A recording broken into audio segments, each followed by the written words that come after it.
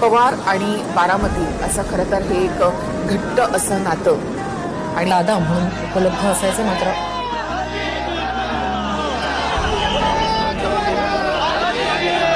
या पुढच्या काळात हक्काचे हे अजित पवार म्हणजेच लाडके दादा आपले या ठिकाणी पुन्हा येणार नाहीत ही काहीशी एक भावना या सगळ्याच काटेवाडीकरांच्या मनात निर्माण झाली. सुरू झालेला होता त्यावेळेला रस्त्याच्या दुतर्फा